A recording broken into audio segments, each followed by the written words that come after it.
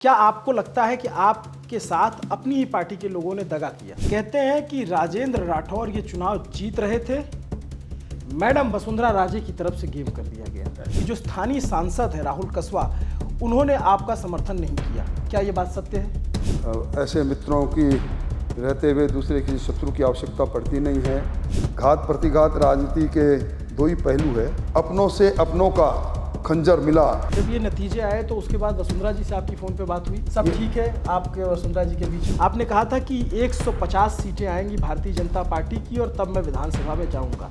विरोधियों ने कहा न 150 सीटें आई, न राजेंद्र राठौर विधानसभा जा रहे हैं। अब राजेंद्र सिंह राठौर की पसंद कौन होगा कि कौन नेता मुख्यमंत्री बने? उन्होंने मंच से बोला कि डरना मत, मोरिया बुला दूंगा। और मोरिया बोल गया। मैं जिंदगी में पहली बार मोरिया बोला। इतना भी गुमान ना कर ऐ बेखबर, शहर में तेरी जीत से ज़्यादा मेरे हार के चर्चे हैं। बड़ी मकबूल सी लाइन है और ये लाइन अगर किसी व्यक्ति पर राजस्थान की राजनीति में आज एकदम सूट बैठती है तो वो हमारे बगल में राजेंद्र राठौर जी हैं। बीजेपी के बड़े नेता, राजस्थान की पॉलिटिक्स का एक बड़ा चेहरा, 35 वर्षों से ज़्यादा का राजनीति का अनुभव, सक्रिय राजनीति में इतने वर्ष ये विधायक रहे, बड़े बड़े पदों पे मंत्री से लेकर के नेता प्रतिपक्ष तक। इस वक्त जब हम इनके साथ मौजूद हैं तो एक कठिन डगर या कठिन लड़ाई से ये गुजर रहे हैं। ये चुनाव इनके लिए मुश्किल चुनाव साबित हुआ और उस चुनाव में तारानगर की सीट से, चूरू ज़िले की, वहाँ पर इनको हार मिली। लेकिन उसके बाद सबसे ज़्यादा अगर किसी सीट की चर्चा है तो जीत से पहले भी आपकी सीट की चर्चा थी और जीत के बाद हार हो गई तो उसके बाद भी उसी सीट की चर्चा रही। और पक्ष हो या विपक्ष, आपके साथियों को उसका मलाल है। विपक्ष के लोगों में जो आपके विरोधी हैं उनमें बड़ा खुशी का माहौल है। इस पूरी राजनीतिक जो परिदृश्य इस समय राजस्थान का खिंचा हुआ है, आपका बहुत बहुत स्वागत है ललन टॉप पे सर। मैं आपसे शुरुआत इस चुनाव से करूं या उस चुनाव से करूं जिस चुनाव से आपने शुरुआत की थी? आप 1990 में विधायक बने। देखिए, मैं लगातार चुनाव जीतता रहा। विश्वविद्यालय की राजनीति से निकलकर सक्रिय राजनीति में आया। 1990 से लेकर लगातार विधायक रहा और हार का स्वाद पहले चखा नहीं था। अब हार का स्वाद जीवन में पहली बार चखा तो बड़े चटकारे ले लेकर इसको चख रहा हूँ। कैसा है ये स्वाद? कुछ कसीला, कभी कभी एक सुकून भी देता है कि कभी न कभी किसी न किसी डगर पर आकर कोई राह निकलती है, कोई राह रुकती है। तो मैं इसे नई राह निकलने की ओर इस भांति इसको देख रहा हूँ और मुझे इस बात के लिए कोई गुमान नहीं, मैं इसको अपनी कमी मानता हूँ कि मैं मेरी परंपरागत सीट छोड़कर उस सीट पर गया जहाँ 14 साल पहले मैं विधायक था। पुल के नीचे से काफ़ी पानी निकल चुका था और शायद इसीलिए वहाँ की जनता ने, जब भारतीय जनता पार्टी को प्रचंड बहुमत प्रदेश में मिल रहा था, तब मुझे उन्होंने बहुमत नहीं दिया, अपना प्रतिनिधि चुनने का अवसर नहीं दिया। मैं मेरी कमियों को आंक रहा हूँ, देख रहा हूँ, उसको दुरुस्त करने की कोशिश कर रहा हूँ। परंतु फिर भी जिन 97,000 लोगों ने मुझे मत दिए, उनको धन्यवाद देना चाहूँगा कि उनके विश्वास पर उन्होंने मुझे कसौटी पर परखा, मेरे साथ रहे। अब आने वाले समय में उनके प्रमुख चौकीदार की भूमिका में सक्रिय रहूंगा। 14 साल पहले आप तारानगर से विधायक बने थे और चूरू से आप लगातार लड़ रहे थे। चूरू की सीट में आपने अपना प्रत्याशी उतारा और वो जीत कर भी आ गए। मैंने स्पीच सुनी थी कि मैं इसकी हार बर्दाश्त नहीं कर पाऊंगा। हरलाल जी चुनाव वहाँ से जीते। आपको तारानगर भेजा गया या तारानगर आपने खुद चुना? देखिए, मेरे मन में एक बात थी जी। मैं तारानगर की वो सीट थी जिस सीट पर अब तक भारतीय जनता पार्टी से 2 बार जीती थी। एक बार मैं जीता, एक बार स्वर्गीय जयनारायण जी पूनिया जीते, मेरे समर्थन से जीते। मेरे मन में ये था कि चूरू में मैं जिस किसी को का समर्थन करूंगा वो जीत जाएंगे। उसमें हरलाल मेरे छोटे भाई के रूप में, मेरे सौहार्द सखा के रूप में काम कर रहे थे और नई सीट पर चुनौती स्वीकार करके एक सीट भारतीय जनता पार्टी की बढ़े, इस नाते मैं खुद वहाँ चल कर गया था। वहाँ के लोग मुझे बार बार पिछले 6 महीने से आग्रह कर रहे थे कि आओ इस सीट पर आओ, क्योंकि इन गाँवों में जब मैं गया, कांग्रेस के शासन में लंबे चौड़े दावे जरूर होते रहे, नहर के पानी की बात होती रही, परंतु 7 गाँवों को छोड़कर पूरे तारानगर में टैंकरों से लोग पानी पीते रहे, पैसे देकर पानी पीते रहे। उन लोगों की तकलीफ़, उन लोगों के दर्द को जब मैंने समझा तो मैंने सोचा कि आओ इस बार एक बार फिर वहीं चलते हैं। परंतु शायद जातिगत ध्रुवीकरण और कुछ अपनों से अपनों का खंजर मिला, उसी से कुछ ऐसी इस प्रकार का इतिहास बना। इन सारी बातों को लेकर चला, राजनीति में सब चलता है। अपनों से अपनों का खंजर मिला, ये बहुत महत्वपूर्ण बात आप कह रहे हैं, जो बहुत इसको लेकर के बहुत चर्चा थी। लोगों ने कहा, जो आपके समर्थक हैं, कि वो तो आए, पूरी दमदारी से चुनाव लड़ा, इतने सालों का जो बैकलॉग था उसको भरने की कोशिश की, लेकिन वो अपनी पार्टी के अंदरूनी जो कलह थी या फिर अंदरूनी जो राजनीति थी, वो उसका शिकार हो गए। क्या आपको लगता है कि आपके साथ अपनी ही पार्टी के लोगों ने दगा किया? देखिए, मैं इसको दगा नहीं कहूँगा, ना समझी कहूँगा, मेरी अपनी कमी मैं कहूँगा, जिसके कारण से मैं अपनी ही पार्टी के उन लोगों का, जिनकी राजनीति में मैं हमेशा सहायक रहा, जिनके बड़े से बड़े नेता चूरू के अंदर चुनाव लड़ने के लिए आए, बलराम जाखड़ जैसे लोग आए, हमने परास्त करके भेजा, हाथ मिलाकर चले, साथ साथ चले। उन्होंने मेरा हाथ नहीं पकड़ा या मैंने उनका हाथ नहीं पकड़ा। ये दोनों की बातों को कुल मिलाकर नतीजा ये निकला, छुरा खरबूजे पर, खरबूजे छुरे पर, चोट खरबूजे को लगी और चुनाव हाथ से निकल गया। अब इन चीज़ों का आंकलन हम करते रहेंगे, परंतु ये जरूर कहूँगा कि ये चुनाव राजस्थान नहीं वरन चूरू जिले की राजनीति में एक अलग मोड़ दे गया, जिस मोड़ की मुझे उम्मीद नहीं थी। बरसों की तपस्या, किसान के नाम पर सारे हम जो लोग ज़मीन पर जिंदा हैं वो सब लोग एका करके और कांग्रेस से की परेशानी हैरानियों से दूर करके कांग्रेस को परास्त करें, वो एक दशकों की मेहनत पर एक चुनाव ने थोड़ा डेंट कर दिया। उसको ठीक करने की मैं कोशिश करूँगा। लोगों ने, जो वहाँ के स्थानीय लोग हैं, उनका ये कहना है या फिर आपके जो समर्थक हैं उनका ये आरोप है कि जो स्थानीय सांसद है राहुल कस्वा, उन्होंने आपका समर्थन नहीं किया। क्या ये बात सत्य है? देखिए, मैं किसका क्या दोष दूं। हालांकि सांसद हमारे सरपरस्त होते हैं पूरे जिले के, कोई भी कारण रहा होगा। राजनीति में वो कहावत बड़ी चिरतात होती है कि ऊँट कई बार करवटें बदल लेता है। छोटी मोटी करवट बदली होगी, मैं उनका कोई दोष नहीं देता, मैं उन पर कोई आरोप नहीं लगाता, परंतु लोगों के एक भ्रम फैल गया। इस भ्रम को दूर करने के लिए हमें पूरी मेहनत करनी पड़ेगी। एक बात और जो है वो बहुत मुखर रूप से कही जा रही है, और चूरू के लोगों से जब मैं बातचीत करता हूं तो वो ये बात पता नहीं क्यों गाहे बगाए कहते हैं कि राजेंद्र राठौर ये चुनाव जीत रहे थे, मैडम वसुंधरा राजे की तरफ से गेम कर दिया गया। नहीं, ऐसी कोई बात नहीं। देखिए, घात प्रतिघात राजनीति के दो ही पहलू है। मैं उन पर सीधा कोई आरोप लगाना नहीं चाहता। मैं इसके बारे में ये नहीं कहूँगा कि उन्होंने कुछ गेम किया होगा। वो मेरी खुद की कमियां थी कि मैं लोगों का विश्वास नहीं जीत पाया। आप और वसुंधरा राजे बहुत ही करीबी क्लोज अलाई रहे, आप साथ में मंत्री थे और बहुत अहम पद थे आपके पास।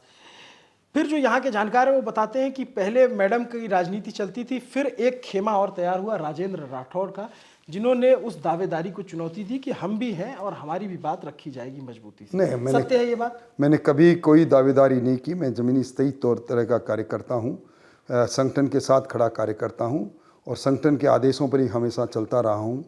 और मैंने कभी अपने आप को बड़ा नेता भी नहीं माना। जहाँ कहीं भी जिस भी भूमिका में संगठन ने रखा, उस भूमिका में अपने आप को कोशिश की कि अच्छे से अच्छा करूं। और वसुंधरा जी हमारी राष्ट्रीय उपाध्यक्ष है, उनसे कोई अलगाव होने की बात सोची नहीं जा सकती। जब ये नतीजे आए तो उसके बाद वसुंधरा जी से आपकी फ़ोन पे बात हुई? मेरी मुलाकात हुई। मैं मेरी हार के बाद भारतीय जनता पार्टी कार्यालय में गया तो वहाँ मुलाकात हुई, फ़ोन पर बात नहीं हुई। 35 साल आप 1990 में विधायक बन गए थे और 35 साल की एक लंबी राजनीति, और हर मुश्किल घड़ी में जब बीजेपी हारी भी तब भी आप जीतते रहे। ये चुनाव था और इस बार आपके समर्थक, जो व्यक्तिगत तौर पे आपके बहुत जो चाहने वाले हैं, उनको था कि राजेंद्र राठौर इस बार मुख्यमंत्री पद के दावेदार हैं। क्या आप खुद को मुख्यमंत्री पद का दावेदार मान रहे हैं? कभी नहीं, कभी नहीं, कभी नहीं और कभी नहीं। कभी इस बारे में सोचा तक नहीं। पार्टी ने जो भूमिका जिस समय दी, प्रतिपक्ष के नेता के रूप में दी, उपनेता के रूप में दी, मंत्री के रूप में दी, सचेतक के रूप में दी, सारी भूमिकाएं मैंने निभाई। संगठन में प्रदेश उपाध्यक्ष से लेकर प्रदेश मंत्री तक जो भूमिका मिली सब निभाई। इसलिए मैंने कभी अपने आप को इस योग्य समझा नहीं। लोग फिर आपकी और वसुंधरा राजे की अनबन की इतनी खुसर फुसुर क्यों करते हैं? देखिए, ये राजनीति के अंदर कहते हैं, राजनीति का दूसरा नाम ही खुसर फुसर है। खुसर फुसर नहीं हो तो फिर चाय के प्याले में तूफान कैसे खड़े हों? खुसर फुसर चलती रहती है। मेरी उनसे क्या अनबन होगी, क्यों अनबन होगी? एक पार्टी में है, एक दल में है, वो झालावाड़ की राजनीति करती है, मैं चूरू जिले की राजनीति करता हूँ। मेरी क्यों अनबन होगी? मेरी कोई अनबन नहीं है। सब ठीक है आपके और वसुंधरा जी के बीच में? निश्चित तौर पर सब ठीक है।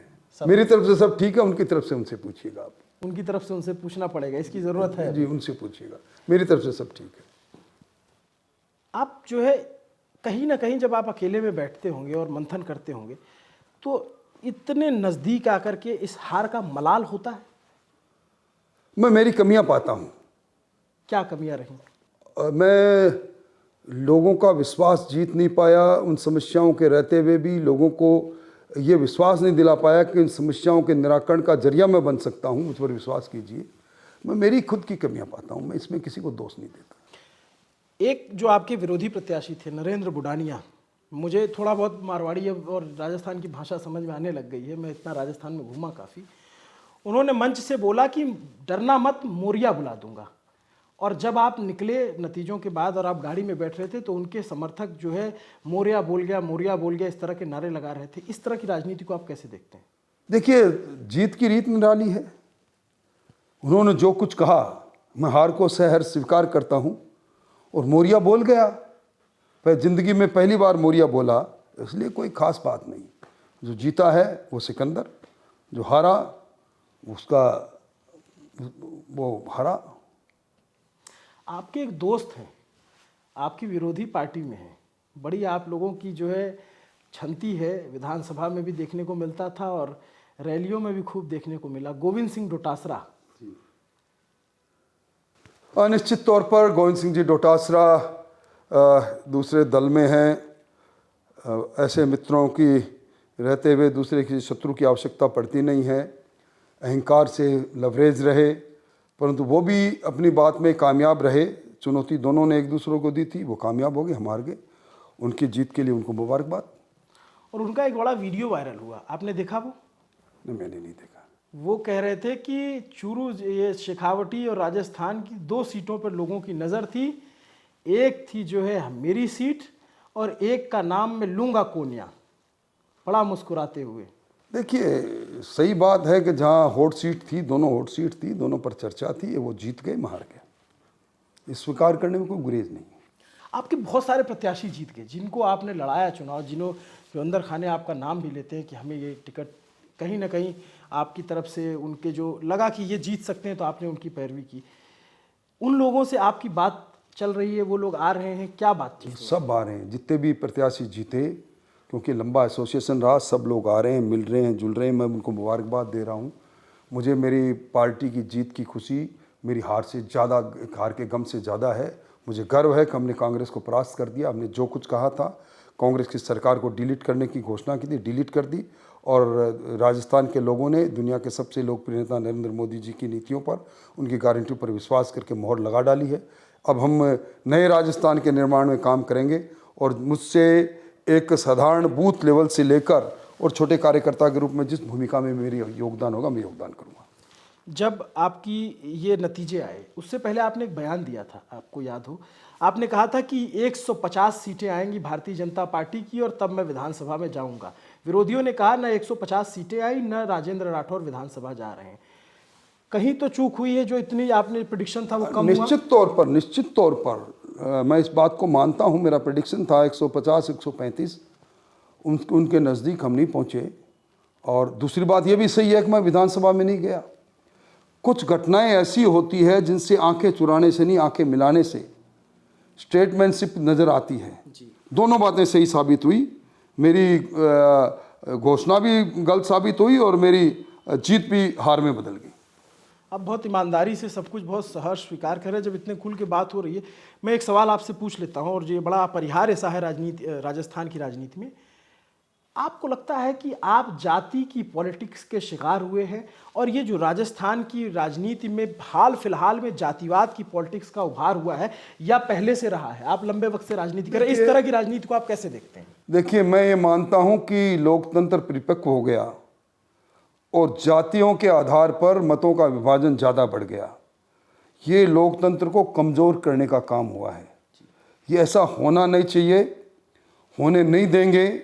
मैंने मेरे पूरे जीवन में इसके लिए प्रयास करता रहा और उसी का परिणाम है कि मैंने चूरू के अंदर हरलाल सारण को खड़ा किया और जनता से कहा कि इसकी हार अगर होगी तो मेरे सांस निकल जाएंगे, मैं बर्दाश्त नहीं कर पाऊंगा। और आज हरलाल सारण मेरी सीट पर जीते हैं। मैं चुनौती की सीट पर गया, वहाँ मैं कोई भी कारण रहा होगा, मैं हार गया, पर अपनी हार बर्दाश्त है। मैं अब उसके अलावा मेरे पास कोई चारा भी नहीं। मैं हार बर्दाश्त करता हूँ और मैं हार स्वीकार करता हूँ और एक पराजित प्रत्याशी के तौर पर इलाके की सेवा करता रहूँ। अब सवाल आगे का, राजस्थान में जब आप लोग कॉन्फिडेंट थे कि चुनाव होगा और हम जीतेंगे, तो पार्टी ये तय करके रखती है कि जीतेंगे तो मुख्यमंत्री भी बनेगा। मुख्यमंत्री के चुनाव में इतनी देरी क्यों हो रही राजस्थान में? देखिए, कोई देरी नहीं। पिछली बार जब अशोक गहलोत जी का चयन हुआ था तो 16वें दिन हुआ था जी। उस समय मुख्यमंत्री जी का नाम सुनते ही लोग पटरियों पर चले गए थे और फिर प्लेटें निकाल रहे थे। ऐसा नहीं होगा। अभी हमारे पर्यवेक्षक तय हो गए हैं। मैं समझता हूँ 2 दिन के अंदर पर्यवेक्षक भी आ जाएंगे और सरकार का जो जन्म हो गया मत की पेटी से, वो आकार भी ले जाएगी। एक बात लोग कहते हैं जो स्थानीय है कि वसुंधरा राजे के बराबर का और राजस्थान की राजनीति की तासीर को समझने वाला उतना अनुभवी नेता राजेंद्र सिंह राठौर, वो चुनाव हार गए। अब राजेंद्र सिंह राठौर की पसंद कौन होगा कि कौन नेता मुख्यमंत्री बने? जिसको हमारे देश के प्रधानमंत्री जी, दुनिया के लोकप्रिय नेता जिसके सर पर ताज रखेंगे, वो चाहे कोई हो, उसमें गिलेरी जिस प्रकार राम सेतु के अंदर अपना सहयोग कर रही थी, उस तरह मैं भी अपना सहयोग जारी रखूंगा। एक लाइन है, अस्ति अस्तो आरंभ, कि जो जहाँ खत्म होता है वहाँ से नई शुरुआत भी होती है। आप अपनी नई शुरुआत देख रहे हैं या लग रहा है कि अब जो है उम्र भी हो रही है ज़्यादा, अब मैं 70 के बरस के करीब आ गया हूँ, अब मैं जो है थोड़ा पीछे हटूंगा? जिस प्रकार की भूमिका मिलेगी, मैं अब तक की मेरी राजनीति से पूर्णतः संतुष्ट हूँ। किसी न किसी मोड़ पर ये इस इतिहास के पन्नों का बंद होना ही था। इस चुनाव से हो या आगे हो जाए, मुझे कोई मिलाल नहीं है। जी। केंद्र की राजनीति आपने कभी नहीं की? कभी इच्छा हुई कि राजस्थान से निकल के?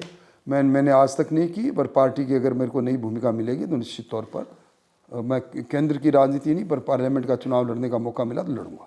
क्या अगर पार्टी ने कहा कि राजेंद्र राठौड़ आप जो है, हेलो ना, अभी एक बार जीप पे नानी हो जाना है। कहाँ जाना है? जीप पे नानी हो पे जाना है। चलो चलो बुला के लो। दीदी जीप पे नानी हो नहीं जा रही है। चलो मैं देख रहा हूँ, चलो जाओ। आप लेके जाओ। वो उसको बुलाते हैं। आवाज छोड़ के आओ। मैं आवाज हो गया अपना? छोड़ के आओ। बस तो लास्ट खत्म। ले चलो, एक बार यहाँ चुपचाप खड़े रहना, फिर अपने चलते हैं चुपचाप सीढ़ी का बापा। क्या नाम है आपका? विश्वराज। विश्वराज। हाँ। बीच इंटरव्यू में विश्वराज की एंट्री हुई है और राजेंद्र जी के ये पोते हैं ये? हाँ, मेरे को ये पराक्रम जी के बेटे हैं। अच्छा, कौन सी क्लास में पढ़ते हैं आप? JPIS। हाँ, कुछ जो होती है, एक तो परिस्थितियों पे आपका जोर नहीं चलता और एक दादा के नाते पोतों पे जोर नहीं देखिए, चलता। पोता दादा का सबसे अच्छा दोस्त होता है। हाँ ये मेरा सबसे अच्छा दोस्त है। हाँ अब मैं चाहूँगा कि आप मेरा असली आखिरी सवाल करें, हाँ। ताकि मैं मेरे पोते के साथ बाहर घूमने जाऊँ। क्या बात है। मैं आखिरी सवाल के तौर पे ये आपसे जानना चाहता हूँ कि आप अगर पार्टी चाहती है तो आप क्या चूरू से लोकसभा का चुनाव लड़ेंगे या फिर कोई और लोकसभा चुनेंगे? जहाँ पार्टी कहेगी, जब पार्टी कहेगी, जिस रूप में कहेगी, जो पार्टी का हुक्म होगा तो चुनाव लड़ूंगा। नहीं लड़ूंगा तो पार्टी जहाँ कहेंगी वहाँ प्रचार के लिए जान झोंक दूंगा। एक बात और कि ऐसा लोग कह रहे हैं कि जब आप हार गए तो आपके जो समर्थक विधायक हैं उनमें बड़ा वो हुआ, तो क्या किसी विधायक ने आपसे ऐसा कहा कि साहब जो है मैं अपनी सीट खाली कर दे रहा हूँ, आप उपचुनाव लड़? मेरे को आधा दर्जन लोगों ने कहा होगा, भावनाओं से कहा होगा, पर मैं समझता हूँ कि मैं ऐसा कोई कृत्य नहीं करूँगा। जहाँ की जनता ने जिसको चुना वो जनता की सेवा करेगा। एक बार और लोग कह रहे हैं कि ये राजेंद्र राठौर का जो है सीपी जोशी मोमेंट हो गया, जैसे 2008 में वो जो है प्रधान मुख्यमंत्री के नज़दीक थे और 1 वोटों से चुनाव हार गए। इस बार जो है राजेंद्र जी बहुत नज़दीक थे और चुनाव हार गए। नहीं, मैं उस पद के कोई नज़दीक नहीं था, पर चुनाव हार गया। इस मौके पर मैं चुनाव हारना मेरे लिए निश्चित तौर पर मेरे राजनीतिक भविष्य के लिए, राजनीतिक कैरियर के लिए एक रुकावट के रूप में मैं देख रहा हूँ। लेकिन भविष्य आप कैसा देखते हैं? भविष्य बड़ा अच्छा है। कार्यकर्ता किसी भी रूप में संतुष्ट रहेंगे जिस रूप में पार्टी रखेगी। जी, तो ये राजेंद्र राठौर जी थे और बहुत ही बेबाकी से इन्होंने बातचीत रखी। बड़ा कद है इनका राजस्थान की राजनीति में। चंद्रशेखर जी के समय से आपकी राजनीति शुरू हुई? निश्चित तौर पर उनसे कुछ जुड़ी यादें हैं क्या? उनके साथ भारत यात्रा में निकलने का मौका मिला था। जो प्यार उनसे मिलता था, जिस प्रकार के विचार, मौलिक विचार उनके थे, वो वही थे। वैसा नेता इस देश की राजनीति में बिरले ही रहते हैं। थोड़ा सा अब वो जो है उस तरह की राजनीति में बदलाव आया, पहले और अब की राजनीति में फर्क आ गया है। मैं समझता हूँ बुनियादी तौर पर बहुत सा फर्क आ गया। जी, तो एक लंबी राजनीति है, 35 साल से करीब जो है ये सक्रिय रहे, कभी चुनाव नहीं हारे और ये बड़ा नाजुक मोड़ पे ये चुनाव हार गए, लेकिन पॉजिटिव है, भविष्य को मजबूती से देख रहे हैं। भारतीय जनता पार्टी कह रहे हैं जो भी फैसला लेगी उस पर हम अडिग रहेंगे। आपको ये पूरी बातचीत कैसी लगी कमेंट करके ज़रूर बताइए। मेरा नाम अभिनव पांडे है, मेरे साथ कैमरे के पीछे मेरे साथी पंकज सैनी है और ये दादा पोते का जो प्यार है, आप इस पर भी अगर कमेंट करना चाहें तो ज़रूर करिए। बहुत प्यारा बच्चा है और ये ज़िद कर रहे हैं कि दादा मुझे जीप चलाने चलना है, तो दादा अब इनके जीप के लिए जा रहे हैं। शुक्रिया। तू भी कहते शुक्रिया। बाय कर दो। हेलो बाय करो, हेलो करो। बाय।